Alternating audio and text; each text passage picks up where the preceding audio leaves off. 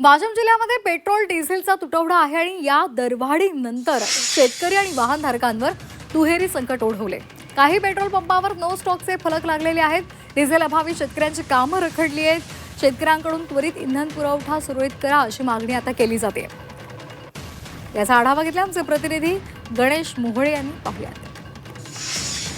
वाशिम जिल्ह्यामध्ये मागील 8 दिवसापासून डिझेल आणि पेट्रोलचा तुटवडा जाणवत आहे। परिणामी अनेक पेट्रोल पंपावरती नो डिझेल नो पेट्रोलचे अशा फलक लागलेले आहे। आपण बघू शकतोय मी वाशिम जिल्ह्यातील या ITC पेट्रोल पंपावरती आहे आणि इथं बघू शकता शेतकरी असतील वाहनधारक असतील यांनी मोठी गर्दी केलेली आहे। मात्र इथला जो इंधन साठा आहे हा संपूर्ण संपलेला आहे। आज जवळपास तिसऱ्यांदा डिझेल व पेट्रोलचे दर वाढलेले आहेत आणि पेट्रोल 90 पैसे तर डिझेल 94 पैसे वाढलेले आहे। मात्र दरवाढ होऊन सुद्धा शेतकऱ्यांना वाहनधारकांना पेट्रोल व डिझेल मिळत नाही। आपण त्यांच्याकडून जाणून घेऊया।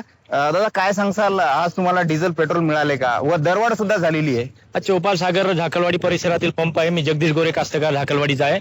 आज सकाळी 4 वाजतापासून कास्तकार सर्व आम्ही लाईन मध्ये लागलेले आहोत। कोणीही सकाळपासून जेवलेलं नाही, उपाशी उन्हामध्ये कास्तकार आहेत। पावसाळी पूर्व मशागत शेतीची चालू आहे। डिझेल नाही, पेरणीचा टाइम येत आहे आणि रोटरसाठी नांगरणीसाठी डिझेल मिळून नाही राहिलं। शेतकऱ्याचे खूप हाल होत आहे। डिझेलचे भाव दरही वाढलेले आहे 3-4 रुपयांनी, पेट्रोलही वाढलेलं आहे। आज शेतकऱ्याचे इतके हाल होत आहेत, या सरकारने याच्याकडे लक्ष देण्याची गरज आहे।